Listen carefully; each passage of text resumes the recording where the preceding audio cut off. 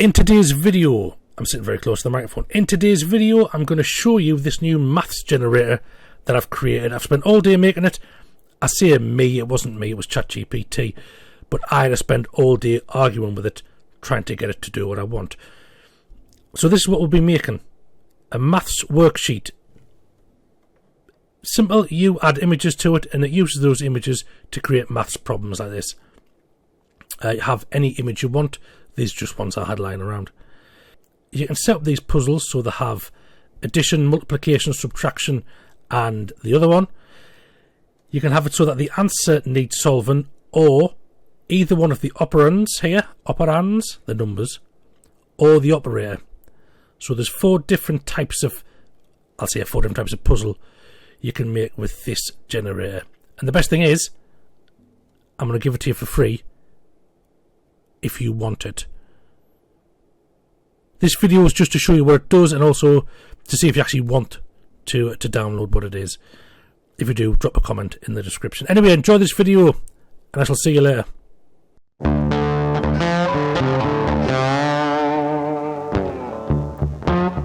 So this is what I've been working on all day. It's Sunday, my only day off, and I thought I'd have a mess about with creating a maths generator. Now this is created in Python, and I didn't create it, I did it in ChatGPT.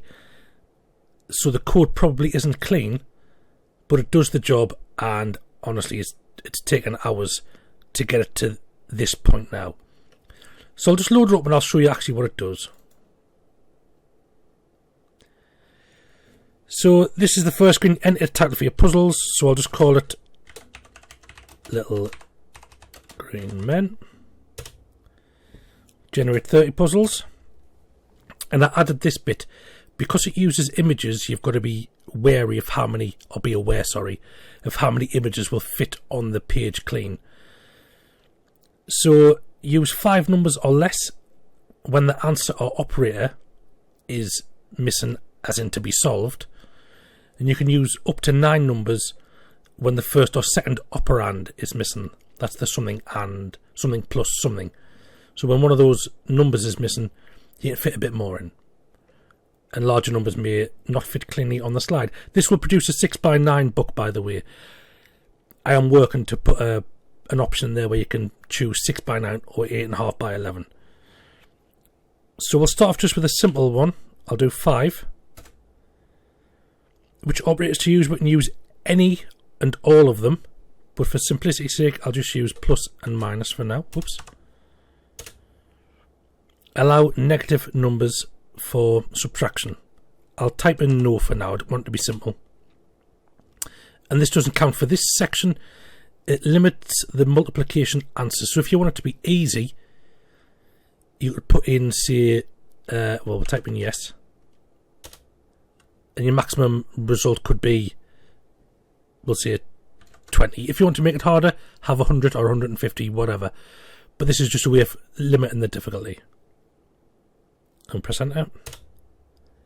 Then which part is missing? First, second, answer or operator. We will miss the answer out. So the answer will need to be solved. And there you go. The file is created. So it outputs into PowerPoint. I forgot what this was called there. Outputs into PowerPoint in a 6x9 format. So you get a title page for the type of questions you want to do. And then you get up to 7 puzzles on each page. So you can say 1 alien plus 3 aliens equal blank. That's to be filled in. There's also subtraction down there. And if we go through all of these, we'll see at the bottom, there is the answer page there. And this all tallies up brilliantly. What you could do is you could use this to make part books. So you make this section, you export it as a PDF or you save it as another name. And then you generate more puzzles using different operators. So you could have a section of additions, one for subtraction, one for division, one for multiplication, with different difficulty settings in there. And you could also do a mixed section at the end.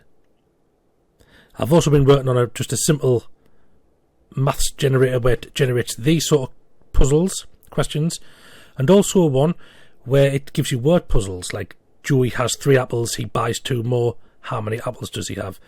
But this is what I'm showing you for now. So it outputs into this picture puzzles final. You've got to resave this as a different name, otherwise it won't generate anymore, because it does just generate over this file here. But if there's a file already called picture puzzles final, it just won't generate. Now the beauty of this is you can change the images to whatever you want in this image folder. You add whatever images you want into here, and the Python program will go through and use the random images to create themed puzzles. This blank PNG here is the PNG that appears when there's a blank to be filled in. This here is an image, but it's set up so that it won't use that image inside the actual equations themselves. I'll add a few more images to that file and then we'll run it again. So I've just added 3 more images to the images folder. These have got to be PNG. These are squares 300 by 300 pixels, but the Python script itself will create the image the size it wants to create, which is, I think, 0.4 of an inch square. So it doesn't really matter what size you put it in here, it will be shrunk down to the right size. So now let's run it again. Let's call this one monsters. Monsters puzzles. It should be monster puzzles, but it's fine. We'll generate 50 puzzles this time, and we'll do 9, and we'll use all of them: plus, minus, division, and times. I won't allow negative numbers, and we will limit for the times, and we'll limit it to 50. And we'll say the first is missing, the first operand. And there we have it.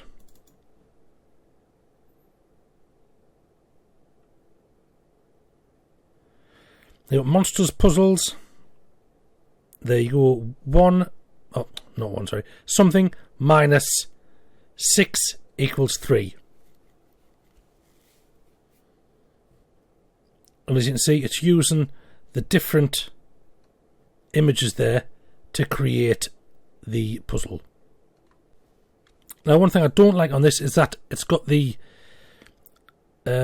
asterisks rather than an actual time sign, and it's got the slash rather than the actual division sign.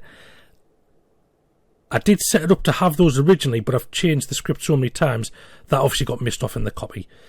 But that's easily changeable. And because we put the limit of 50 in, the multiplication is limited to 50.